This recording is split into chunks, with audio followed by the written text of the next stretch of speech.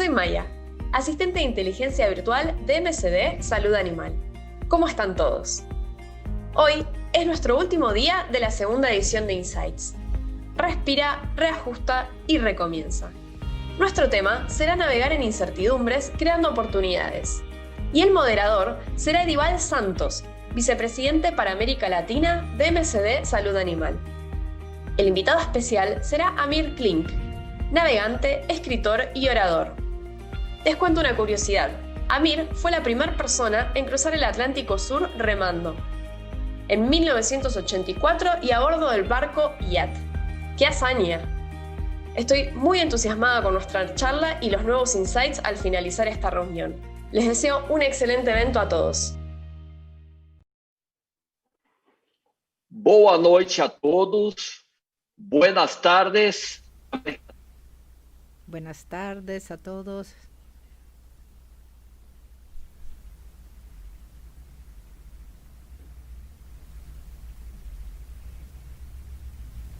Es tan bueno estar aquí con ustedes en este Insight, en la última edición de la última noche de la segunda edición del Insight. Fueron 6 encuentros increíbles preparados con mucho cariño y mucha pasión para ustedes.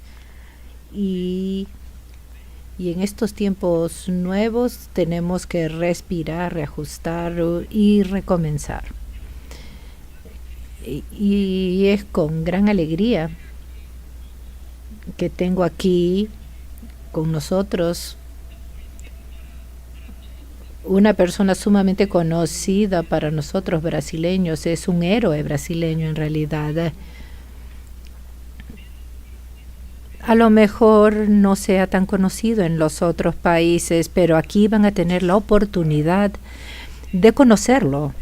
Y van a conocer a una persona extremadamente admirada en el Brasil. Los brasileros nos enorgullecemos cuando vemos una persona como él. Amir, estaba pensando en eso, siempre me enorgullecí mucho, fue de Senna, y en tu caso es algo muy parecido, porque son pocos, lamentablemente en nuestro país, son pocos héroes y es excelente tener personas como tú que se diferencian, son personas diferentes y que cargan el nombre de nuestro país en el extranjero. Y Amir Klink tiene una historia muy bacán y va a hablar mucho más que yo, pero él fue el primero a cruzar el Atlántico Sur remando y pudo navegar solo en la región polar antártica y recorrió 27,000 millas entre la Antártica y Ártico, y eso demoró 646 días. Solo él enfrentó los mares más bravos del mundo, además de diversos icebergs. Bueno, ya tenemos más de 40 viajes y 250,000 millas manejadas y ha sido reconocido como el principal navegador del Atlántico Sur. En su currículum tiene más de 2,500 charlas que han sido proferidas en el Brasil y en el extranjero también, a lo largo de 35 años. Bueno, Amir Klink, muchas gracias por estar aquí con nosotros, con la gente de MSD Salud Animal, y poder contarnos un poco de tu linda y vasta experiencia. Buenas noches, Amir, y bienvenido. Buenas noches, Edival. Yo tengo un gran cariño por MSD y la conozco gracias a un gran amigo mío que trabajo en la empresa, y voy a hablar un poco sobre el proceso y la historia que he construido en el mundo de las navegaciones. Y lo que me gusta contar más es que comencé de la nada remando una pequeña canoa más chica que las canoas que están atrás de ti. Muchas Muchas gracias y mucho gusto de estar con todos aquí de Latinoamérica. Y bueno, y empecé en el mundo de las navegaciones, navegando y construí una carrera linda lleno de retos. Hoy viajamos para lugares difíciles con latitudes altas. Tengo una vasta experiencia polar, a lo mejor inaudita en el mundo, y la diferencia es que siempre viajamos en barcos proyectados por nosotros y construidos en el Brasil, y lo que me enorgullece es que hemos compartido esa experiencia con otras personas. Administramos flotas de terceros, centenares, llevamos centenares de brasileños a la Antártica. Más de la mitad de los viajes hice solo, pero aprendí a compartir la experiencia y a contagiar a las personas por la pasión que tengo por los barcos. Bueno, estoy muy contento de estar aquí. A ver, cuéntanos un poco sobre tu jornada, porque los brasileños conocen tu jornada muy bien. El episodio del remo fue la primera vez que me enteré de Amir Klink, un brasileño que cruzó el Océano Atlántico. Me pensé, ¿pero cómo? Y desde aquel momento, cuéntanos un poco sobre tu jornada para que la gente de Latinoamérica te conozca, para que sepan quién es Amir Klink. Bueno, me apasioné por las pequeñas canoas a remo en la ciudad de Paraty, que tiene una gran intimidad con el mar, y descubrí que cada región de bahía tenía su propio estilo de construir barcos. Y después que me gradué, de repente surgió la idea de cruzar el Atlántico Sur remando de Namibia a Sudáfrica y después hasta Bahía en la costa brasileña. Y en aquel momento pareció una hazaña suicida y fui sumamente criticado por la iniciativa y me callé la boca, y realmente fue una experiencia de iniciación, de gran aprendizaje para mí. Vi que todos los intentos que habían fracasado en el pasado fracasaron no por la dificultad física o por el cansancio de los remadores o por las tempestades en el Atlántico Sur, pero el fracaso fue por falta de planificación, y me apasioné por la idea cuando vi que había muchos problemas, pero todos tenían en realidad una solución, y el proyecto sería factible si lograra conectar las soluciones. Eran tiempos graciosos, no había comunicación satelital, no había GPS, y iba a tener que aprender a ser radiooperador internacional. Tenía que resolver el problema de la alimentación. No bastaba tener alimentos deshidratados, bueno, y teníamos que hidratar el alimento con agua salada, y bueno, y así sucesivamente. El proyecto provocó diversas soluciones, innovaciones que fueron interesantes. La forma de cargar la energía en un pequeño barco de 5 metros de longitud tenía que ser ligera, y la solución eran los paneles fotovoltaicos, que eran poco conocidos en el mundo. Por lo tanto, fue un proceso de aprendizaje, aunque me demoré 100 días y 6 horas remando. Involucré centenas de personas, que las chicas nutricionistas que se les subían los pelos en punta para resolver el problema de la dieta, los radioamadores que se involucraban. Claro, en aquella época no había ni internet, tuve que aprender a leer las estrellas porque había un error de precisión, y fue un proceso muy laborioso y muy difícil, pero fue muy gratificante.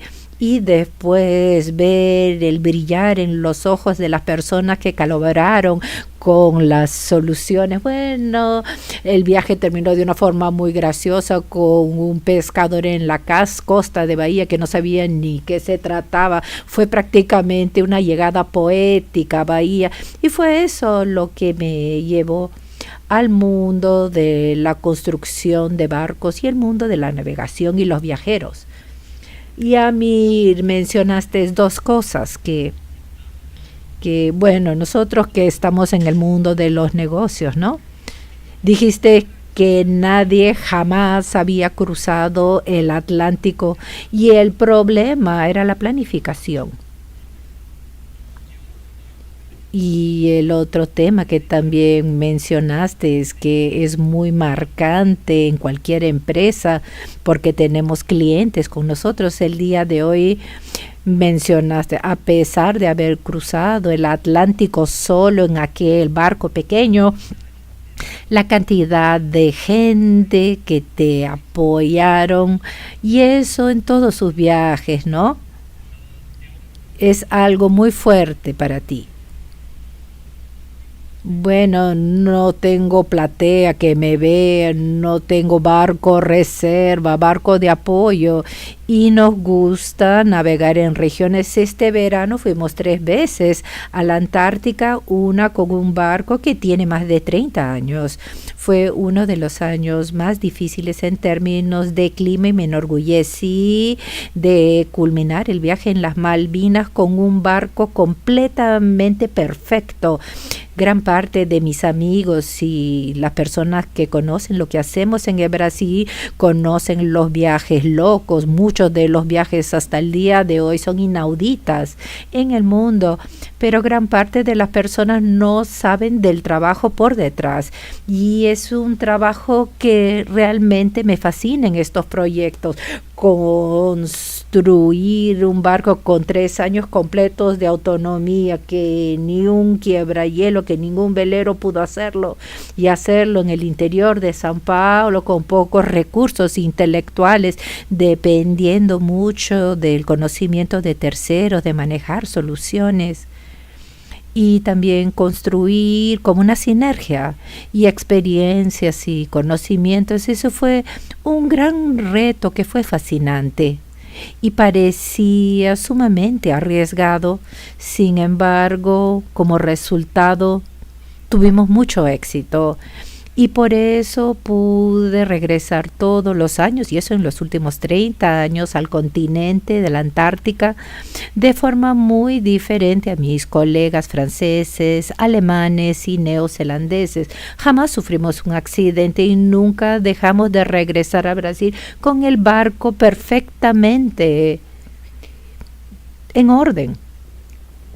Tuve el privilegio de pasar una temporada en la Antártica, más de un año, o sea, 15 meses.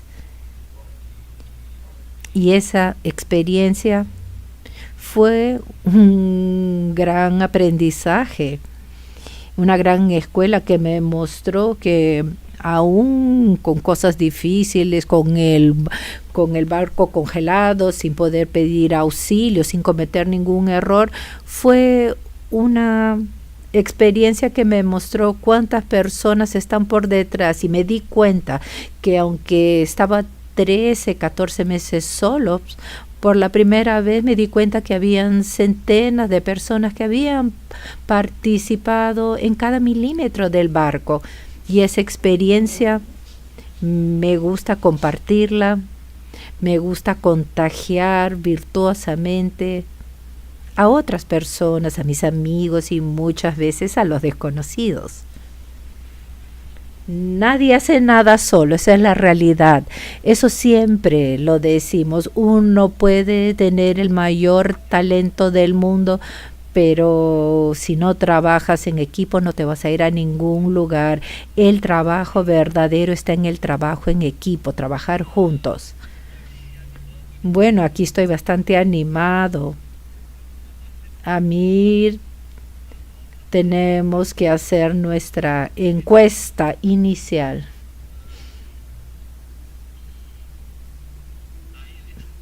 Leticia, ¿puedes proyectar la encuesta?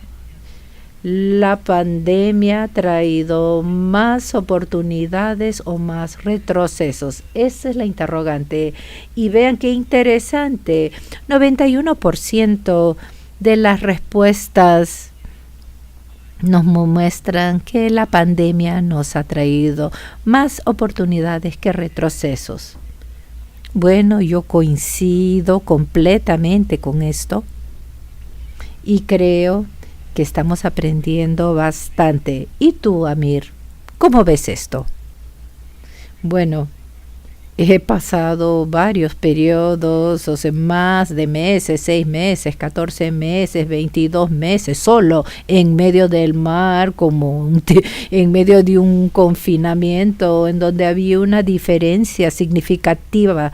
Yo tenía un propósito y un objetivo, por lo tanto voy a empezar siendo un poco pesimista cuando empezó la pandemia. En febrero el barco estaba en las Malvinas, en las Falklands, y bueno, al fin y al cabo tuvimos que dejar el barco, está preso ya. La restricción de movilidad para nosotros fue un gran retroceso, pero lo que aprendí cuando navegaba, cuando pasamos por mal tiempo, siempre mejoramos. Entonces les puedo decir que a lo mejor tuve 5% de un retroceso prácticamente asustador, pero descubrimos grandes oportunidades. Número 1, que me gusta lo que hago. Hace 2 años decidí que no quiero tener nada, no quiero tener propiedades y patrimonio. Yo quiero poder ser el que maneja los negocios. Tengo el placer de viajar por el mundo, no como pasajero, pero sí como conductor.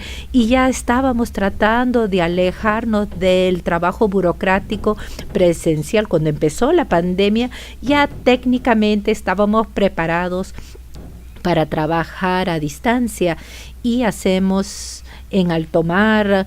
Hay poco acceso al internet en la Antártica, por lo tanto estamos acostumbrados a construir construcciones a través de otros medios satelitales y frecuencias de radio, y eso de construir y administrar barcos de terceros. Vimos que hay una gran tendencia en el futuro, que es compartir las propiedades.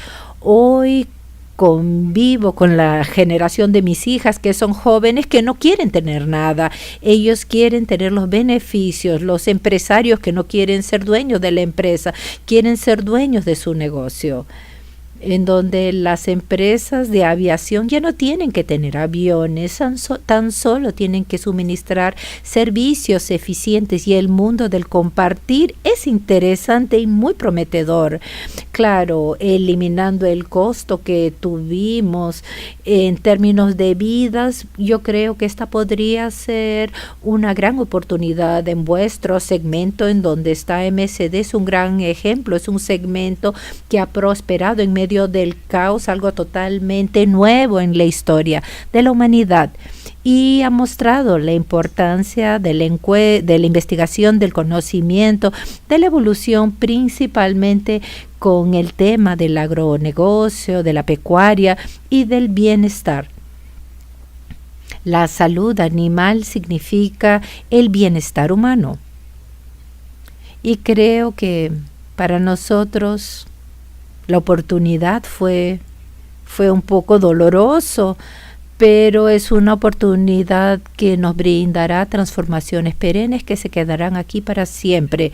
Bueno, hasta mencionaste 20 meses de aislamiento sin ver a ningún ser humano. Fue así que sucedió.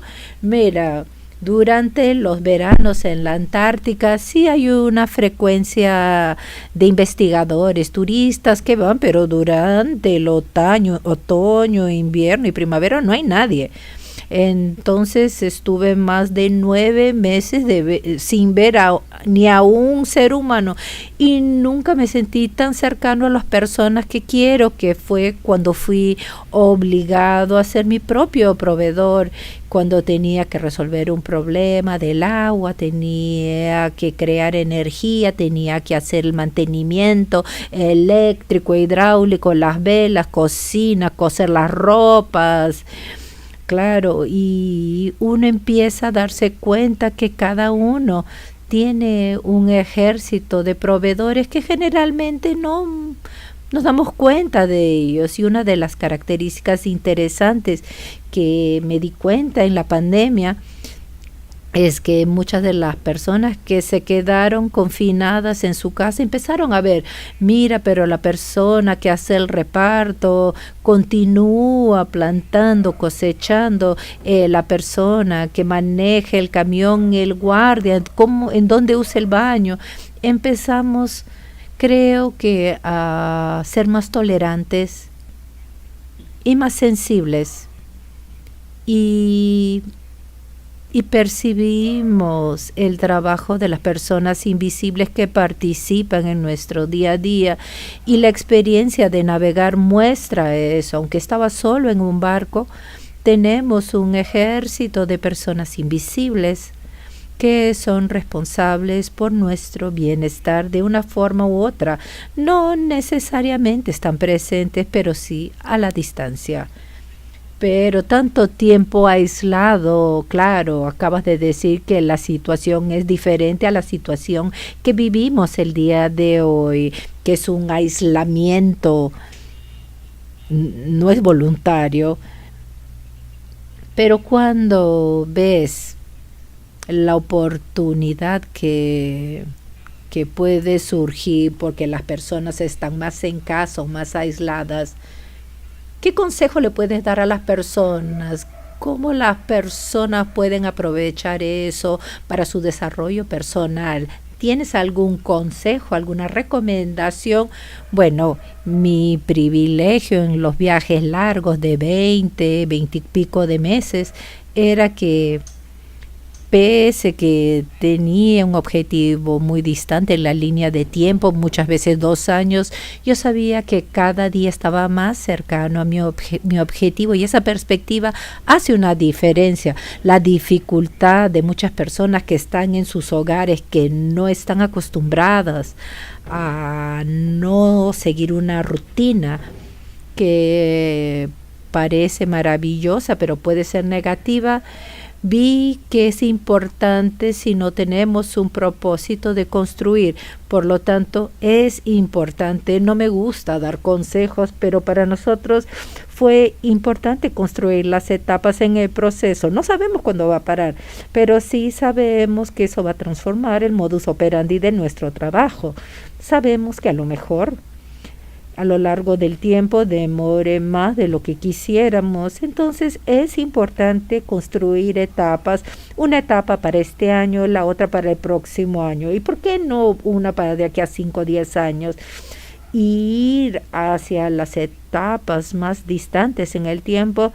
Es una forma muy eficiente de mitigar la agonía o esa ansiedad que todos vivimos en este proceso. Otra parte interesante es que ahora tenemos un sentido crítico totalmente diferente. Sabemos ahora qué es necesario, qué es esencial, cómo será el futuro.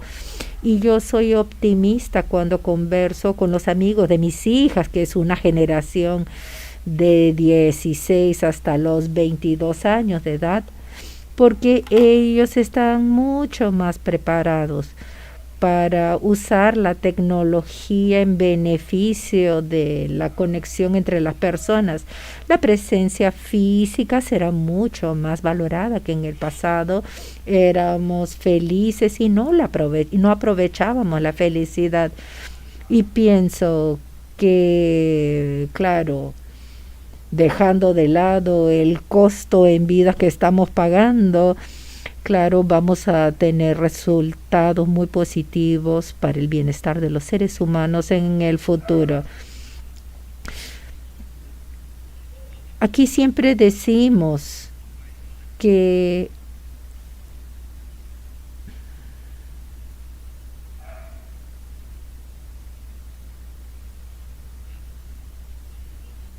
hace un año íbamos a tener a Amir Klink en vivo en algunos eventos, pero esa oportunidad de tenerte aquí ampliado para diversos países es algo totalmente nuevo para nosotros. Y claro, percibimos el beneficio de eso. Ahora, por otro lado, Amir, como acabas de plantear, vamos a ser más digitales, pero también vamos a valorar mucho más el lado humano. O sea, cuando estamos juntos tenemos que estar juntos de cuerpo y alma, y no estar en el WhatsApp tecleando virtualmente. ese equilibrio digital humano, creo que podemos ganar bastante con eso. ¿Y tú, cómo ves eso? ¿Cómo será el ser humano en el futuro? No hay duda alguna que vamos a zambullirnos profundamente en el mundo digital.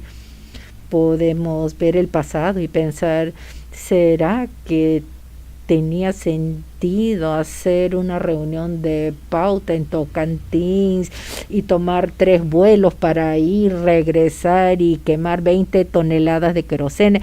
No tenía sentido, pero ahora sí hemos visto cuán importantes son las relaciones físicas y cuán importante es valorar todo eso y claro, aprovechar todo eso, mirarse en los ojos, apretarse las manos, crear una relación de confianza con amigos, familias, clientes, proveedores. En ese sentido, yo creo que vamos a beneficiarnos, a lo mejor vamos a aprender a alejarnos del WhatsApp en el momento del almuerzo y no contestar y simplemente conversar con nuestro amigo, con nuestro cliente. Yo desarrollé un protocolo en este sentido. Me encanta el mundo de la tecnología y el mundo digital, pero ese mundo no vale más que el mundo de los contactos humanos auténticos y la autenticidad en las relaciones humanas y las experiencias ahora tiene un valor mayor. Las personas están cansados de las lives con expertos, consultores, teóricos y están mucho más interesados en escuchar la experiencia práctica, aquellos que producen conocimiento, que hacen con que llegue a la punta, que transforman en riqueza, grano, productividad, amistad, resultado. Y en ese sentido, creo que la hiperconectividad por la cual hemos pasado, creo que causará una evolución en las relaciones humanas auténticas, y ser auténtico y construir su propia historia es un gran patrimonio que tenemos para el futuro. Mi esposa y yo vamos a gastar todo lo que tenemos en los próximos años. No quiero ni siquiera tener mi ropa. Quiero una aplicación, mira, pantalón negro, camiseta azul, y mis hijas saben que no les vamos a dejar herencia, tenemos muchas cosas lindas para dejarles y vamos a venderlas. Queremos que ellas aprendan a construir su historia, porque no hay patrimonio mejor que construir su propia historia. Y sin querer las hemos llevado 8 veces a viajes a la Antártica, los viajes polares, y hoy ellas tienen su pequeña historia y ellas saben cuán importante es no juntar pertenencias, pero sí juntar experiencias. Las experiencias en el trabajo son importantes, la experiencia de la convivencia, el relacionamiento social auténtico, son todas experiencias que probablemente son el patrimonio más importante de una persona. Y en ese sentido, cuando hablamos de aprovechar la vida, no me voy a llevar nada. Dicen como por ejemplo que el ataúd no tiene cajones, ¿no? Tenemos que vivir bien aquí, aprovechar los momentos, aprovechar las experiencias. Hay un pasaje en uno de tus libros que me marcó bastante, Amir, que fue cuando llegaste de Antártica. Creo que fue entre 2 polos, y dices que después de aquel viaje cansador, no me acuerdo cuántos días fueron, pero fueron muchísimos días hasta llegar, viajando prácticamente sin dormir, y cuando llegaste viste algo lindo, no me acuerdo cuál fue el fenómeno que viste, y pensaste, voy a tomar una fotografía, y no tomaste la foto, no sacaste la foto. Y sabes, conoces esa historia mejor que yo. O sea, no dejar para mañana lo que puedes hacer hoy, y sí aprovechar el momento. Bueno, estaba un poco embriagado con la experiencia de considerarme dueño del tiempo. Me demoré 5 años para preparar un barco, para quedarme 2 años en el mar, y el primer día en la Antártica estaba eufórico con el tiempo. La única cosa que quería hacer era dormir, porque cuando uno navega solo por 29 días, uno no puede dormir más de 45 minutos. Son pedacitos de 45 minutos a lo largo del día. Estaba con falta de sueño y estrés, y en medio de sueño a las 3 de la mañana, en el verano no hay noche, hay sol todo el día, surgió un ruido y de repente hubo un frío y se formaron cristales de hielo, y el sol que pasaba por los cristales formaban millones de argentinos. Salí para sacar una fotografía, prácticamente me caí y pensé, Dios mío, voy a quedarme aquí más de 400 días. ¿Para qué esa prisa? Mañana le saco una fotografía. Y regresé a la cama para dormir. Me quedé 410 días en la Antártica y regresé 44 veces y nunca más vi ese fenómeno. Fue la primera vez y nunca me vi el fenómeno. Y cuando dejé la Antártica, me di cuenta que cuando tenemos una oportunidad tenemos que abrazarla y no dejarla para mañana. Y así funciona en la vida, familia, negocios, en cualquier área. Abracen. Tuve grandes experiencias, pero ese fenómeno nunca más. Y también por el lado malo también de la vida, con un ingeniero naval que me ayudó a construir mi barco a rema, me dijo, tu proyecto no está bueno. Me dijo, estás haciendo un barco no voltearse en las corrientes, vas a morir. Yo le dije, tú también te vas a morir un día, porque estás huyendo del problema. Me dijo, si quieres llegar vivo remando al Brasil y tener éxito en tu viaje, tienes que hacer un barco que pueda voltearse. Y su frase transformó mi vida. Me dijo, tú tienes que abrazar con el problema, dormir con el problema mañana, tarde y noche. Y claro, y yo me volteaba y tuve que dejar el proyecto. Él me hizo el proyecto de un barco inestable pensado para volcarse. Claro, me volteé varias veces al principio, y sí entendí que es importante abrazar los problemas y las oportunidades también. Y es lo que he hecho, y hoy me siento muy contento por haber aprendido con esos pequeños errores de actitud. Otra historia también fue una charla tuya y tu asistente de para ti ya arregló la ventana de tu casa. Eso es gracioso, ¿no? Cuando regresas después de 2 años, 642 días, la memoria regresa en el tiempo. Yo le pedí que me arreglara la ventana y me dijo algo que también cambió mi vida. Me miró en los ojos, me dijo, yo le dije, ¿qué le pasó con la ventana hace 2 años? Me la ibas a arreglar. Y él me dijo, señora Amir, no tuve tiempo de arreglar su ventana. Y decidí, no quiero perder tiempo, la vida pasa rápido. No quiero esperar 5 años más para hacer el próximo viaje a la Antártica. Quiero transformar eso en mi profesión, y ahí surgió el astillero. Y no soy ingeniero, y reunimos un grupo de personas muy competentes que no tuvieron la oportunidad de mostrar su competencia, y construimos barcos, y todos los barcos navegan en todos los océanos, y cada barco es como un hijo cuando sale de un astillero. No es nuestro un hijo que sale y se va al mundo, y nosotros realmente y nos sentimos muy alegres y esperamos que hagan viajes espectaculares, y eso se ha repetido bastante. Fantástico. Vamos a pasar por las preguntas porque si no me voy a emocionar y voy a hacer pregunta tras preguntas. Hay una pregunta que viene de un país de Latinoamérica. Pregunta para Mir. Después de tantos días en alta mar con tantas dificultades, ¿qué te motivó para continuar con tu objetivo?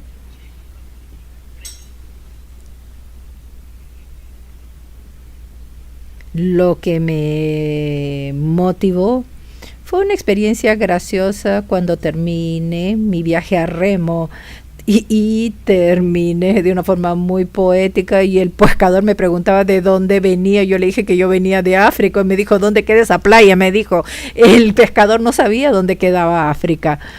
Y cuando pisé descalzo en la arena caliente, al otro lado del Atlántico, sentí una alegría muy diferente a lo que me imaginaba. Antes me imaginaba que si llegase bien al Brasil, iba a tomarme fotos de cabeza hacia abajo, iba a comer la arena, no sé, que iba a hacer locuras, iba a entrar en estado de euforia, y estaba feliz por un motivo completamente diferente. No estaba feliz por haber superado mis limitaciones, ni porque realicé mi sueño, ni porque fui el primero a cruzar el sur Atlántico. Estaba feliz por un momento por algo importante y simple, porque cumplí mi proyecto, y esa experiencia de hacer un proyecto, cumplirlo y entregarlo, es una experiencia muy mágica. Y el motivo de la felicidad no era cumplir. Yo dije que iba a cruzar en 109 días y llegué 8 días antes, en el día 101. Y esa sensación de poder ejecutar, de cumplir, es una sensación que es profundamente gratificante. Y en el Brasil no nos preocupamos mucho con eso, con el hecho de entregar. Pero ustedes lo saben muy bien. Ustedes tienen esa obligación de comprometerse y entregar. Y yo jamás había pasado por esa experiencia como economista. Como economista nunca hice un proyecto hasta el fin, y la sensación de concluir y ejecutar es maravillosa, y es lo que nos mueve y nos incentiva a hacer proyectos cada vez más complicados y más desafiadores. Excelente. Una pregunta aquí del Brasil. Nos preguntan los dos. Los líderes más competentes son los que tienen la capacidad de sacrificar la propia voluntad. ¿Qué voluntad propia han sacrificado en su vida, ya que los dos son muy competentes? Interesante esa observación, Ejeval, porque a lo largo de la historia me di cuenta, mira, yo soy una persona muy tímida para hablar. Mira, ya he dado 3.500 charlas en diferentes países y soy tímido y tengo dificultades en hablar en público.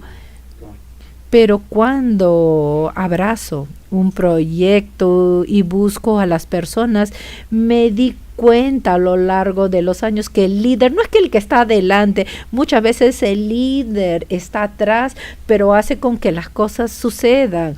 Aquel que hace con que su equipo logre llegar al final. Y la diferencia aquí es muy sutil, y para hacerlo el líder muchas veces tiene que sacrificarse, tiene que hacer concesiones, sacrificios. Uno de los tipos de las grandes escuelas de gestión, Ernest Shackleton, que entró para la historia, era conocido por ser un líder competente que jamás había perdido un hombre ni en naufragios polares y todo, pero la gran capacidad que él tuvo, que muy pocas personas mencionan, y yo lo estudio, es que él realmente se tragaba sapos que nadie se tragaba. Él se callaba ante conflictos, probablemente muchas veces él tenía la razón, pero no podía ejercer su razón porque si no iba a crear conflicto en el grupo. Y estas son las grandes destrezas del líder, de poder hacer con que las cosas sucedan, que todos sean partícipes y que nadie se quede atrás. Y esa es una verdad constante en un barco. De nada sirve ser comandante y tener razón y mandar a todo el mundo. Hay personas que tienen competencias diferentes, que son de diferentes índoles en un barco. Nadie logra esconder su índole. Si el tipo es un canalla, se lo va a parecer, pero yo sé, por peor que sea el índole de una persona, no hay quien no pueda cooperar con el grupo si es que hay una buena liderazgo, si es que hay un buen liderazgo. O sea, de sacrificar un poco su lado personal por el bien del grupo.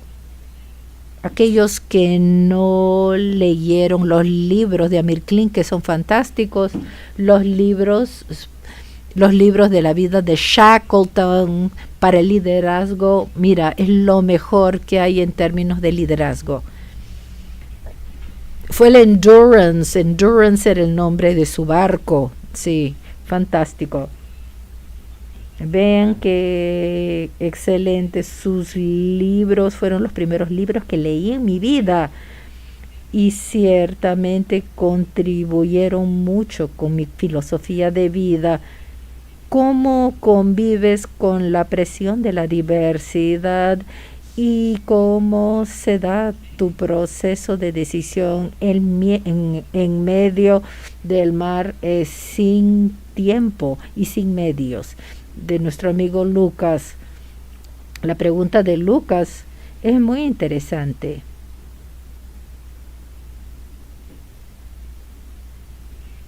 La experiencia de convivir con presión en el mar entre todos los viajes fue contundente cuando decidimos llevar nuestras hijas a Antártida. Pasamos por un proceso y por la primera vez sentí miedo por otras personas, porque no solo tenía mis hijas, tenía hijos de otras personas poco experientes en un ambiente de altísimo riesgo, y lo que contribuyó fue que todos fuesen cómplices y que entendieran todo lo que estaba sucediendo. Ante las tempestades más difíciles, los niños corriendo por la cubierta, y cuando vas a lugares lindos como estos con escenarios increíbles, hacer con que todos participaran del proceso fue una de las iniciativas más importantes. Y es gracioso porque hay algunos empresarios brasileños que son referencias. George Paulo Lemann, tuve una reunión con él hace algún tiempo y yo lo conozco hace más de 30 años, prácticamente 40 años, y hemos acompañado toda su carrera, y acababa de hacer un curso en Estados Unidos sobre el increíble viaje de Shackleton. Y yo le di ese libro hace 10, 15 años y él me dijo, yo sé, pero tengo que hablar con una persona que entienda lo que yo quiero decir. O sea, una persona que tiene su empresa empresarial aún quiere aprender. A lo mejor la actitud que más valoro en estas situaciones es la curiosidad. Y por eso me gusta llevar a las chicas a la Antártida, porque es increíble. Estas nuevas generaciones tienen una curiosidad que es infinita. Y de cierta forma nos enseñan bastante a los adultos. Y cuando ellas cuentan sus experiencias, son totalmente auténticas. No nos cuentan lo que vieron en la televisión, y sí la experiencia vivida, y la experiencia tiene mucho valor y atrae la atención de los jóvenes, o sea, contagia. Amir Mencionaste abrazar y dormir con el problema. Para muchas personas el problema es el miedo de la persona. Tú respiras desafíos, problemas y miedos. ¿Cuál fue tu principal temor y cuál es tu principal problema? Antes de hacer el primer viaje, es que si va a quedar algo de mí después de 2 años. Yo estaba en medio del Atlántico, saliendo de la corriente de Benguela después de volcarme varias veces. Y no escondo que sentimos temor en un barco, y es importante sentir temor, y es importante no dejar que el temor te paralice. Pero después que estaba en la mitad del Atlántico me di cuenta que el temor era de no empezar el viaje. Ese hubiera sido el miedo más aterrorizante de todos. Y la segunda, ¿y cuál es mi principal problema? El problema que tenemos en una actividad que involucra dificultades técnicas, intelectuales incluso, dificultades imprevisibles como meteorología. El principal problema que enfrentamos son los problemas que no podemos arreglar directamente, son de orden burocrático, conflictos entre países, y estamos pasando por uno de esos problemas que nadie se imaginaba. Yo vi una entrevista de un cineasta brasileño, Fernando Meirelles, en medio de la pandemia. Me dijo que si el mejor guionista de Estados Unidos lo buscara con ese guión, lo echaría porque estaría totalmente loco. Y ahora tenemos ese evento que afecta a todos, en todos los lugares. Aquí otra citación de uno de tus libros, abren comillas: fue en este momento que me di cuenta de la existencia de las tareas que nunca culminan, que tienen que ser hechas todos los días. No podemos anticipar el tiempo para hacerlas, por más avanzada que sea la tecnología. El ser humano no puede ser dueño del tiempo. Y este mensaje fue sumamente importante y decisiva en su vida, porque tenía que parar de huir de algunas tareas, aceptarlas y culminarlas con gloria. Porque ¿por qué impactas tanto a las personas con tu experiencia, poder multiplicar eso? ¿Cómo te sientes con eso? Es emocionante, porque de repente te das cuenta que libros son muy parecidos con los barcos. Hay barcos que son felices, que prosperan a lo largo de la vida, y hay barcos que son siempre un problema, que nunca funcionan. Y es curioso porque me interesé, me apasioné por el mundo náutico, primero remando las pequeñas canoas para ti, las más toscas que puedas imaginarte, pero me di cuenta cuando yo aprendí a leer a través de los libros, aunque caminaba, no tenía ese entendimiento de la belleza, de la experiencia de ir al mar. El mar exige mucho, exige todas las áreas del conocimiento del ser humano, y aún así no es suficiente. Tenemos que respetar el mar. Y aprendí a respetar la palabra escrita, y me siento contento. Claro, 100 días tiene más de 200 ediciones en 35 años, pero es muy bueno porque como él se impresionó con algo que leyó, yo también me impresiono con cosas que he leído. Y muchas veces después, cuando encuentro los autores, y cuando los encuentro, para mí ese es un gran obsequio de mi vida. Esa es una manía de Marina, mi mujer, cuando decidió, me dijo, basta de viajar solo, ahora nos vas a llevar. Y las niñas estaban locas para verme viajando. Me dijo, yo siempre contaba historias cuando llegaba a la casa para que las tres se fueran a dormir. Y cuando crecieron un día, dijo, papi, pero las historias eran verdaderas, papá, eran de verdad, porque sus amigos, bueno, sus padres les leían historias que compraban, no eran historias que ellos habían vivido, ¿no? Y Marina me dijo, ustedes solo van con nosotros si cada una de ustedes hace un diario. Y vi cuán importante era hacer el diario de la vida.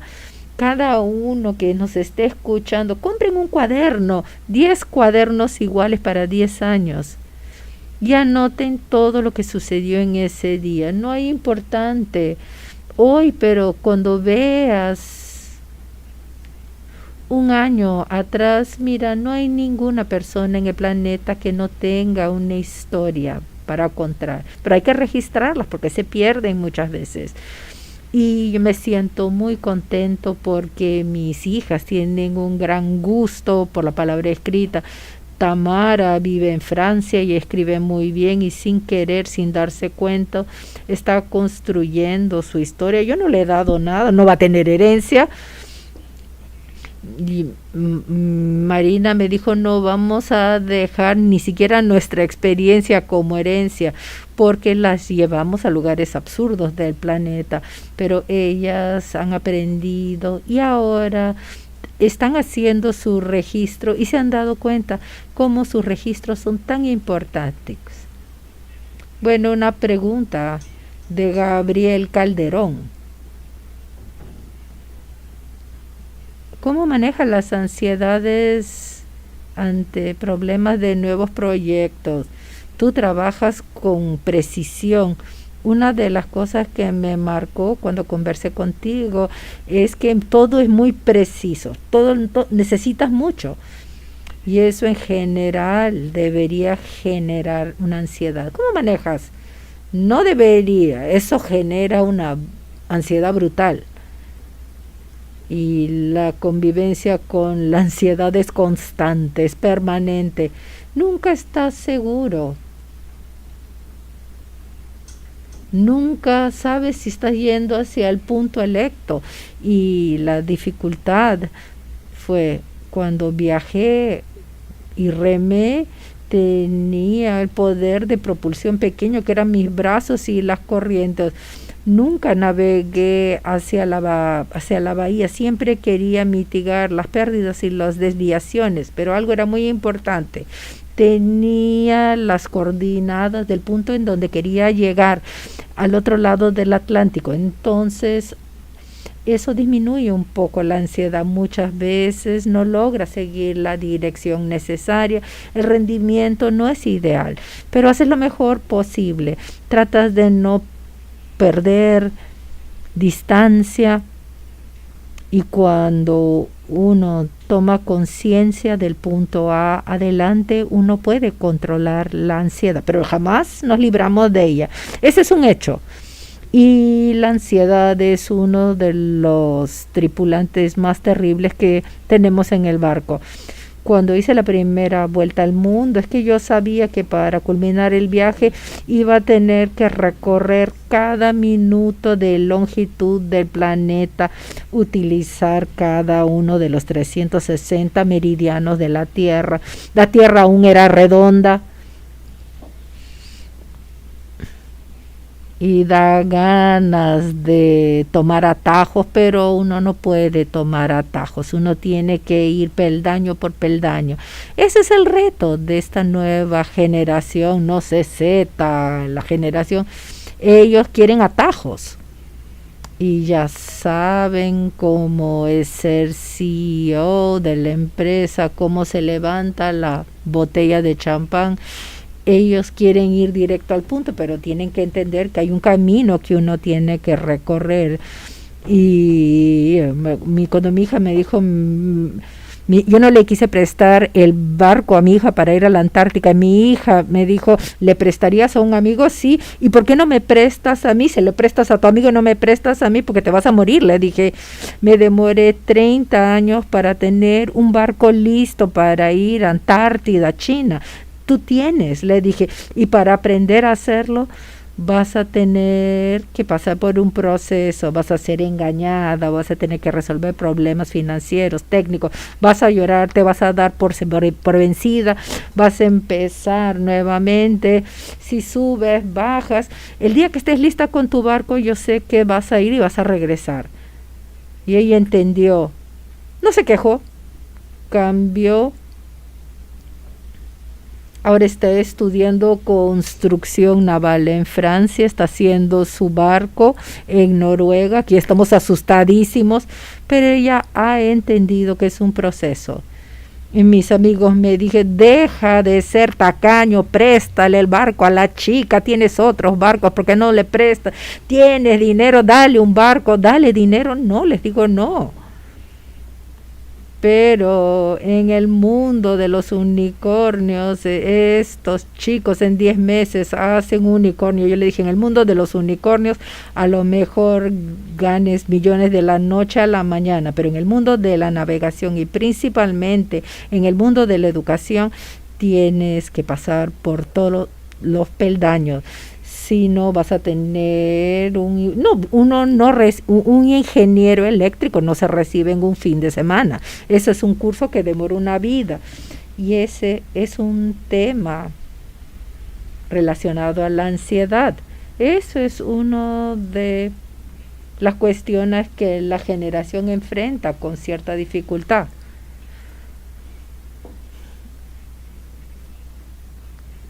La vida es cuesta arriba, no es cuesta abajo, no te equivoques.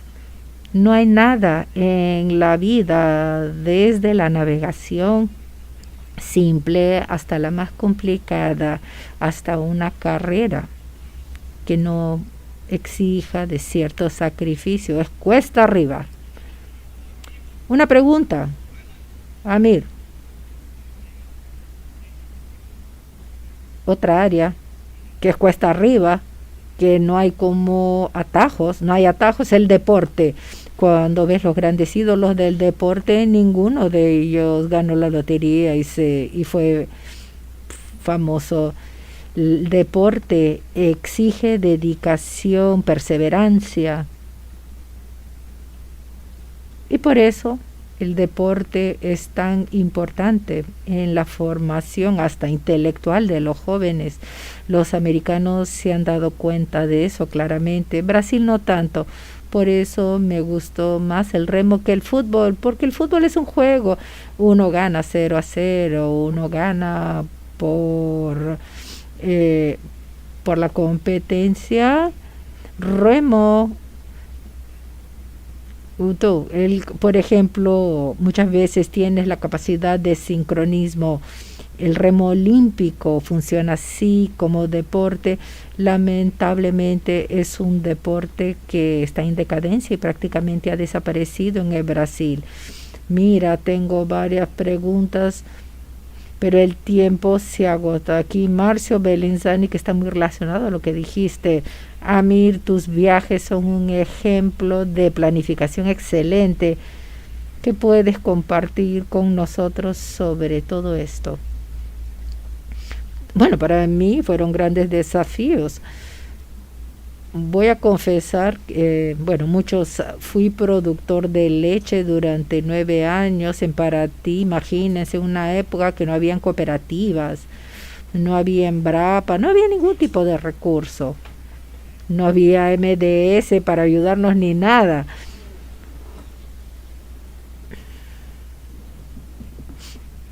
Y aprendí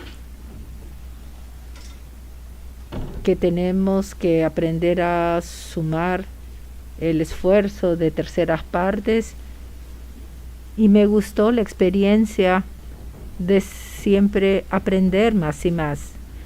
Claro, enfrentamos dificultades diversas y confieso que tengo miedo del mar y les confieso que no soy un ejemplo de planificación. Era un tipo totalmente desorganizado y continúo siendo medio desorganizado, pero en el medio marítimo no hay lugar para falta de planificación. Hoy conversé con un CEO, con una empresa de papel que pasó por grandes dificultades y casi cerró, y me dijo la característica de la empresa es que siempre fuimos una empresa de colaboradores y personas con mucho coraje, pero aún así casi no fuimos a la quiebra. Y me dijo, aprendimos que no basta tener coraje. Uno en un mundo tan complejo, con un conocimiento que pasa rápidamente, no hay espacio para eso. Entonces uno tiene que tener coraje, pero más que coraje es importante que haya planificación, iniciativas, la capacidad antes de empezar y culminar. Amir, en primer lugar, muchas gracias. 2. Con toda tu experiencia de vida, que es única, que es fantástica, este momento por el cual estamos pasando, si pudieras y puedes influenciar a las personas que nos ven el día de hoy, si desearías dejar tan solo un mensaje de Amir Klink, ¿qué mensaje dejarías? Una sugerencia para las personas de todo lo que acabas de decirnos. ¿Qué nos puedes dejar? Una cosa. No me gusta dar consejos. No. No sé. A mí no me gusta realmente comparar mi vida con los otros, porque yo sé. Lo que quisiera que sucediera son 2 cosas. Desde antes de la pandemia ya estábamos, gracias a la hiperconectividad, teníamos un mundo de poca tolerancia y mucha polarización. Y el mundo es más complejo que derecha, izquierda, para arriba, para abajo, mi equipo, tu equipo. Y lo que quiero ver es que todo el mundo aprovechara la ansiedad generada por la experiencia, los recelos. A lo mejor ha habido un empobrecimiento financiero, pero que aprovechen para ser más tolerantes y más eficientes. Vamos a entrar en un mundo en donde la eficiencia tiene mucho valor. Y los temas de MSD que están relacionados a la salud humana son esenciales en este sentido. Apuesto bastantes en la práctica de las actitudes eficientes y la tolerancia. Sensacional.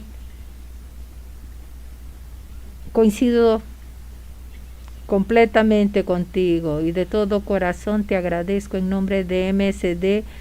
Muchas gracias en nombre de todas las personas que te vieron el día de hoy y principalmente muchas gracias en nombre del pueblo de los brasileños que han tenido la oportunidad de conocer un poco de Amir Klink. Siempre digo, Brasil tiene tan pocos héroes y hay unos que se destacan mucho, como tú. Tú eres un orgullo para nosotros.